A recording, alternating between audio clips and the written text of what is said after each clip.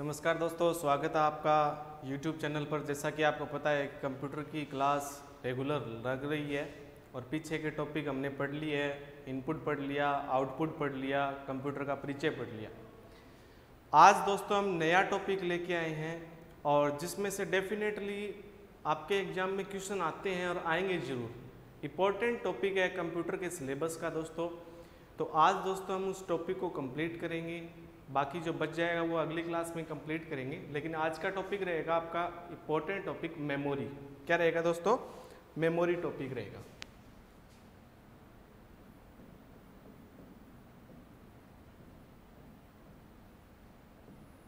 Memory पढ़ेंगे दोस्तों आज।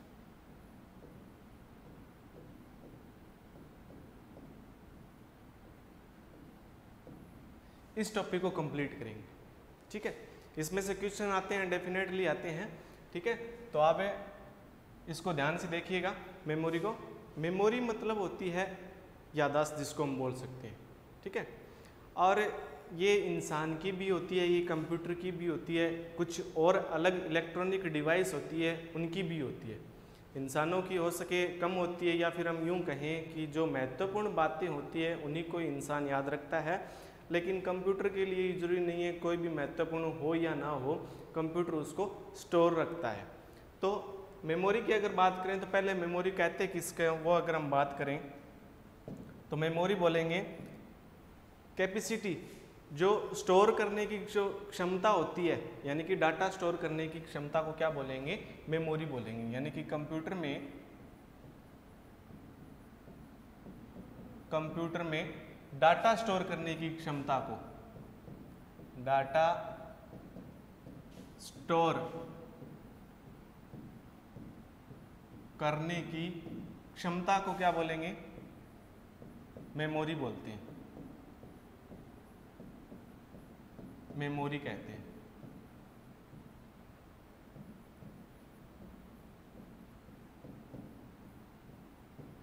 और ये जो क्षमता होती है दोस्तों, यहाँ पे ये जो क्षमता होती है ये अलग अलग होती है, ठीक है।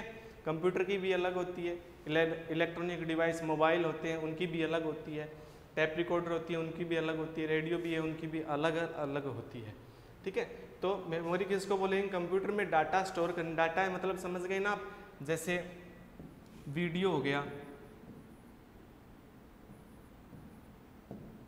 वीडियो, ऑडियो हो गया, ठीक है। कोई भी फाइल हो गई,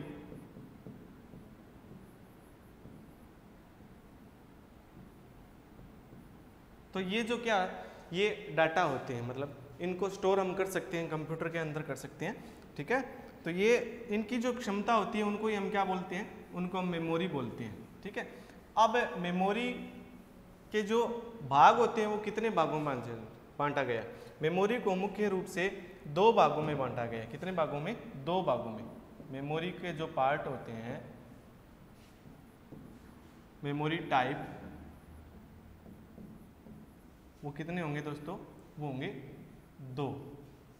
कितने होंगे? दो टाइप होते हैं। कौन कौन से होंगे उनको अगर हम पढ़ते हैं यहाँ पे, तो उनके दो टाइप होंगे। एक तो होता है प्राथमिक मेमोरी, एक होता है सेकेंडरी मेमोरी, ठीक है। प्राथमिक मेमोरी को हम प्राइमरी मेमोरी भी बोल सकते हैं, जैसे यहाँ पे बोलते हैं प्राइमरी मेमोरी।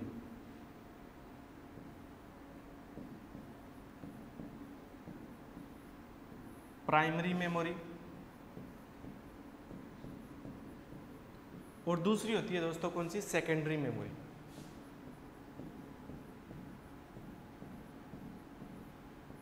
सेकेंडरी मेमोरी,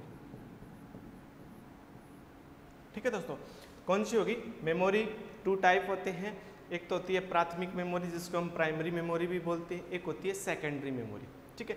इसके अगर हम और नाम देखें प्राइमरी मेमोरी को, तो प्राइमरी मेमोरी को क्या कहा जाता है? और प्राथमिक मेमोरी, प्राथमिक मेमोरी, मुख्य मेमोरी,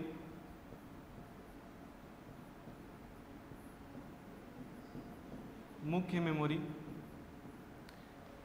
मैन मेमोरी भी बोल सकते हैं इसको, मैन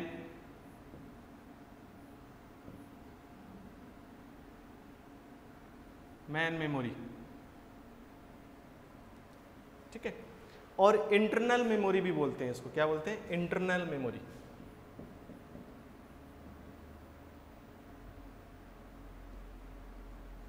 इंटरनल मेमोरी भी बोला जाता है किसको?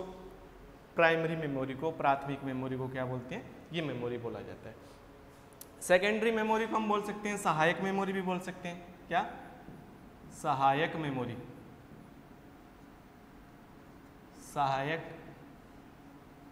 मेमोरी। द्वितीयक मेमोरी भी बोल सकते हैं, क्या बोल सकते हैं? द्वितीयक मेमोरी, द्वितीयक मेमोरी। ये किसके नाम होते हैं? ये हो गए सेकेंडरी मेमोरी के नाम है, ठीक है। ये जो मेमोरी होती है, कौन सी? प्राथमिक मेमोरी होती है, ये आपके कंप्यूटर में ही आती है, ठीक है। जब भी आप कंप्यूटर खरीदोगे तो वो पहले से लगी होगी, हमें अलग से एक्स्ट्रा को खरीदने को नहीं मिलती है। और ये जो सहायक मेमोरी होती है, यानी कि सेकेंडरी मेमोरी होती है, इसको हमें अलग से खरीदना पड़ता है। क्या करना पड़ता है? इसको अलग से खरीदना पड़ेगा, ठीक है। तो इसको जैसे हार्ड डिस्क हो गई, पेन ड्राइव हो गई, सीडी हो गई, डीवीडी हो गई, इसको हम क्या कर सकते हैं? अलग से एक्स्ट्रा खरीद सकते हैं। तो मेमोरी के टाइप हो गए दो टाइप, प्राथमिक मेमोरी, सेकेंडरी मेमोरी। प्राथमिक मेमोरी को हम प्राइमरी मेमोरी बोल सकते हैं, मुख्य मेमोरी भी बोल सकते हैं, और इंटरनल मेमोरी भी बोल सकते हैं, और मैन मेमोरी भी बोल सकते हैं। इंटरनल मतलब अंदर की मेमोरी कंप्यूटर के, और सेकेंडरी मेमोरी सहायक मेमोरी, और द्वितीयक मेमोरी भी इसको हम बोलते हैं। अब देखो हम पढ़ते हैं इसको प्राथमिक मेमोरी के, ठीक है। प्राथमिक मेमोरी के हम पढ़ते हैं यहाँ पे प्राथमिक मेमोरी।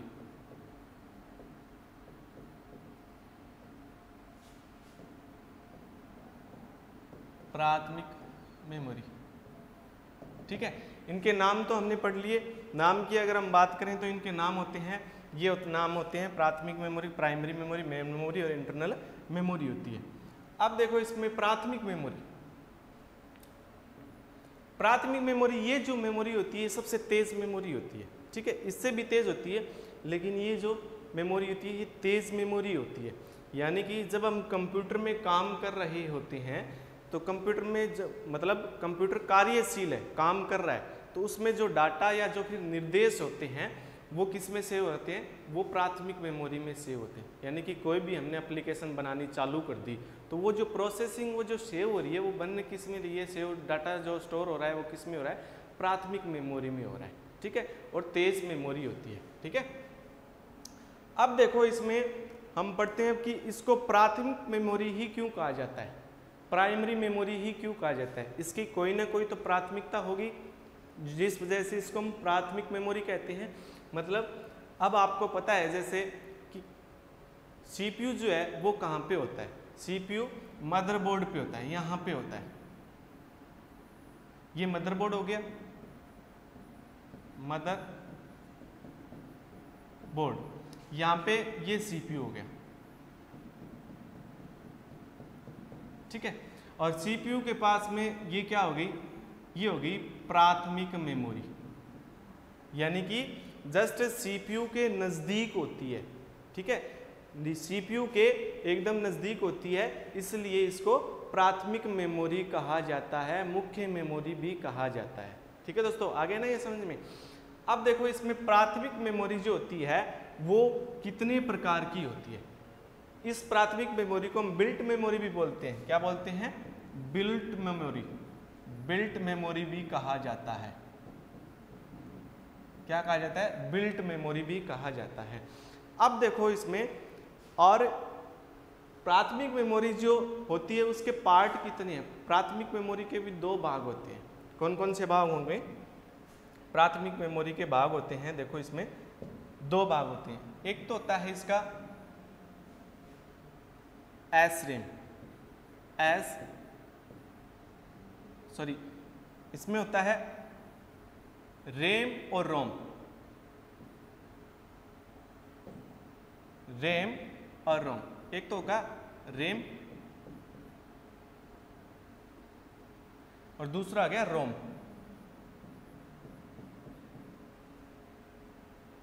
ठीक है। तो ये जो पार्ट होते हैं ये किसके पार्ट होते हैं, ये प्राथमिक मेमोरी के पार्ट होते हैं। एक तो हो गया रैम, एक हो गया रोम। आपने पढ़ा होगा मेमोरी के बाद में रैम की अगर हम बात करें तो रैम का पूरा नाम, इसको हम पढ़ लेते हैं, पहले रैम के बारे में पढ़ लेते हैं आज।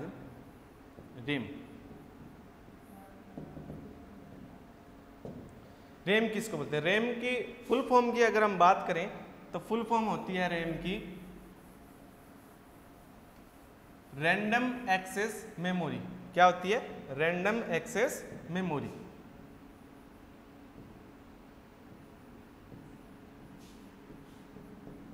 Random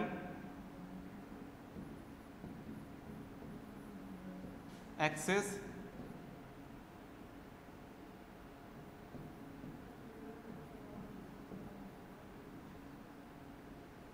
memory. क्या होगी इसकी full form, random access memory. ठीक है। अब रैम काम क्या आती है, रैम में क्या होता है कि डाटा जो है वो अस्थायी रूप से स्टोर होता है। पहला हम इसका कारण लिखते हैं, इसमें डाटा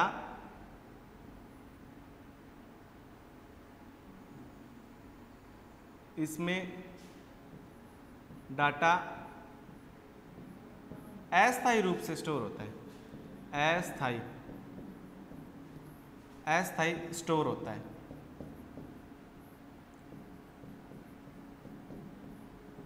क्या होता है, अस्थायी स्टोर होता है इसमें।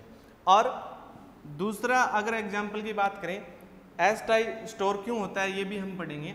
इसको नॉन वोलेटाइल मेमोरी भी कहा जाता है। क्या कहा जाता है, वोलेटाइल मेमोरी कहा जाता है, सॉरी क्या कहा जाता है, वोलेटाइल मेमोरी। वोलेटाइल मेमोरी आई है, कौन सी मेमोरी है, वोलेटाइल मेमोरी है। ठीक है। अब रैम में क्या होता है, रैम में जो आप काम कर रहे हो, जो प्रक्रियाधीन काम है, वो ही डाटा किस में से होंगे, वो रैम में से होंगे। यानी कि अगर हम इसमें देखें कि आपकी ये एक पीडीएफ है, ये फाइल क्या है, पीडीएफ कोई फाइल है, पोर्टेबल डॉक्यूमेंट फॉर्मेट। इस फाइल को, यानी कि वीडियो की कोई फाइल है, ये वीडियो है, इस वीडियो की फाइल को चला रहा है, आप चला लिए, तो ये जो चल के आएगी कहाँ पे, ये रैम में आएगी। जो चलती हुई आप देख रहे हो वो किस में देख रहे हो, वो आप रैम में देख रहे हो। ठीक है।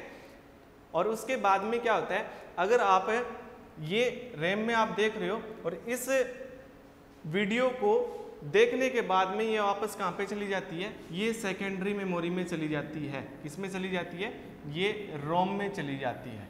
ठीक है। यानी कि कोई भी आप काम कर रहे हो, प्रक्रियाधीन है काम, वो तो होता है रैम में, और उसके बाद में वो वापस अपने स्थान पे चला जाता है। अब देखो इसमें, यानी कि इसकी अगर हम तीसरे पॉइंट की बात करें तो ये पावर, यानी कि बिजली जाने के बाद में इसमें डाटा क्या हो जाता है, नष्ट हो जाता है। ठीक है। पावर ऑफ होने के बाद में, पावर ऑफ होने के बाद डाटा नष्ट हो जाता है, ठीक है। यानी कि उसमें डाटा नहीं रहता है। आगे बात समझ में। अब देखो इसमें रैम के जो प्रकार होते हैं वो दो प्रकार की होती है। क्या होती है, रैम में जो प्रकार होते हैं वो कितने प्रकार होंगे, वो दो प्रकार के होंगे। ठीक है। ये रैम समझ गए ना। यानी कि जब भी हम कंप्यूटर में कोई भी काम करते हैं, उस काम को पहले रैम के अंदर आना पड़ता है। किसके अंदर आना पड़ता है, रैम के अंदर। कुछ भी आपने ओपन किया, जैसे आपने वीडियो ओपन कर लिया, कोई फाइल ओपन कर ली, कोई गेम ओपन कर लिया, वो सबसे पहले किस में आएगा, वो रैम के अंदर आएगा। ठीक है। वो किसके अंदर आएगा, रैम के अंदर आएगा। अब जैसे अगर आप एक साथ में ही कई प्रोग्राम ओपन कर लेते हो तो आपका सिस्टम क्या हो जाता है, हैंग हो जाता है। ठीक है। क्यों, क्योंकि एक साथ में आपने कोई प्रोग्राम ओपन कर लिए तो रैम की जो मेमोरी है वो क्या हो जाती है, वो फुल हो जाती है। फुल होने के बाद में कोई भी प्रोग्राम आप ओपन करते हो तो रैम में वो प्रोग्राम नहीं ओपन होता है। तब आप क्या करते हो कि सिस्टम को या फिर मोबाइल को आप ऑफ कर लेते हो तो रैम क्या हो जाती है, ये पूरी खाली हो जाती है, फ्रेश रैम हो जाती है। और ऑन करने के बाद में जब भी आप कोई काम करोगे तो वापस इसमें डाटा रैम में स्टोर होता जाएगा। अब इसके प्रकार के बारे में पढ़ें, रैम के प्रकार। तो रैम के जो प्रकार होते हैं वो दोस्तों कितने होते हैं, 2 होते हैं। रैम के प्रकार 2 होते हैं। कितने होंगे, 2। कौन कौन से होंगे, ये होते हैं आपके रैम के प्रकार। एक तो होता है एस रैम,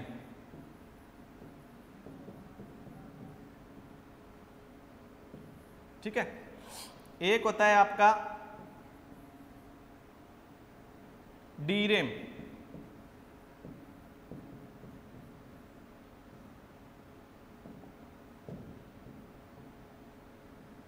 डी रैम, ये 2 रैम होती है। एस रैम होता है, रैम की अगर हम फुल फॉर्म में हमने पढ़ ली, एस रैम होता है स्टैटिक रैम। स्टैटिक मतलब स्थिर RAM. S RAM static read random access memory, static RAM.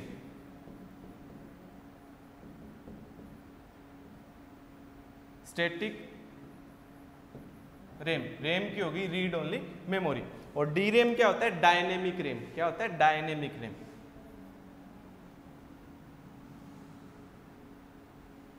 Dynamic, dynamic RAM. ये रैम के 2 प्रकार होते हैं दोस्तों। रैम क्वेश्चन आ जाए, रैम कितने प्रकार की होती है, रैम 2 प्रकार की होती है। एक तो होगी आपकी स्टैटिक रैम होगी, ठीक है, एक होगी डायनेमिक रैम। और डायनेमिक अगर फुल फॉर्म अगर शॉर्ट फॉर्म बात करें तो डी रैम होती है, एक होती है एस रैम होती है, ठीक है।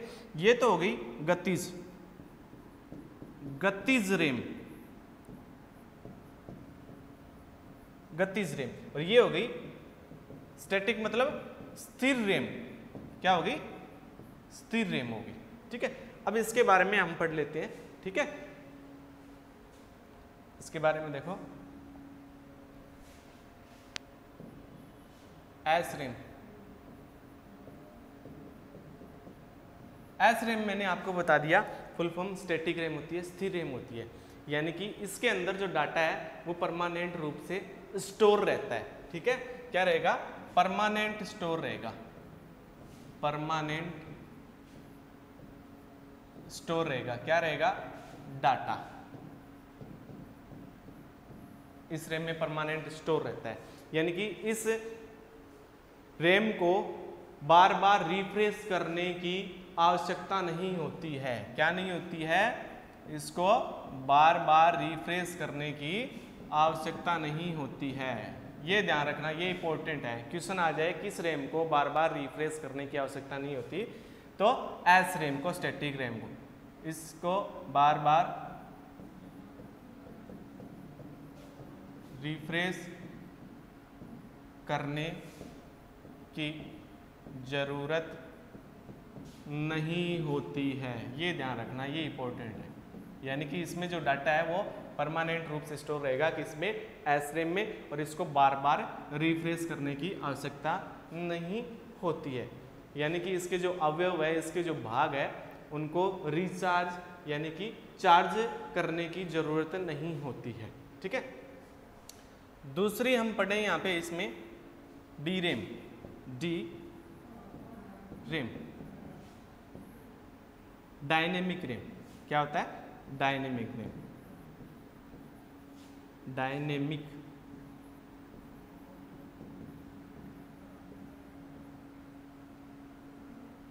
ठीक है। इसमें क्या होता है, ये इसका उल्टा हो जाता है, ठीक है। यानी कि एस रैम का उल्टा हो जाता है, इसमें डाटा को स्टोर नहीं किया जाता।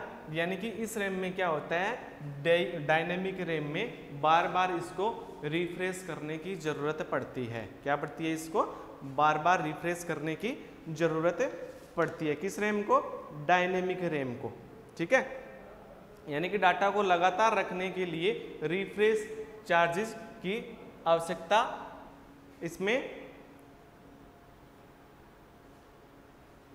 आवश्यकता पड़ती है, ठीक है। यानी कि इसको ये इतना ध्यान रख लेना इसमें कि इसमें इस रैम को रिफ्रेश करने की जरूरत पड़ती है, रिफ्रेश करने की जरूरत पड़ती है। ये ध्यान रखना इसमें बस। ये पूछा गया है कई बार किस रैम को बार बार रिफ्रेश करने की जरूरत पड़ती है, तो वो जरूरत पड़ती है डायनेमिक रैम को बार बार रिफ्रेश करने की जरूरत पड़ती है। अब देखो इसमें वर्तमान समय में कौन सी रैम को यूज किया जाता है। वर्तमान समय में DDR रैम, DDR रैम को यूज किया गया, ठीक है।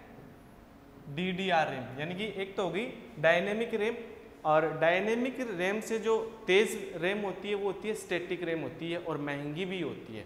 और जो डायनेमिक रैम है वो स्लो रैम होती है, किसकी अपेक्षा, एस रैम की अपेक्षा, स्टैटिक रैम की अपेक्षा।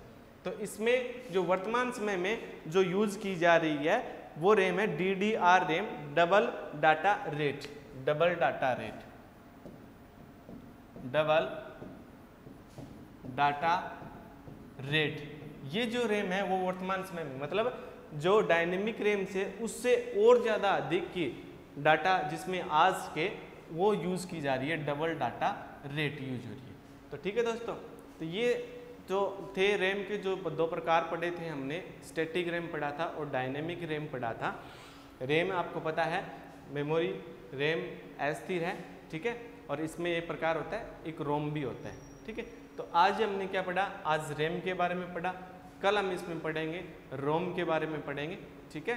तो आज के लिए हम इतना ही करेंगे।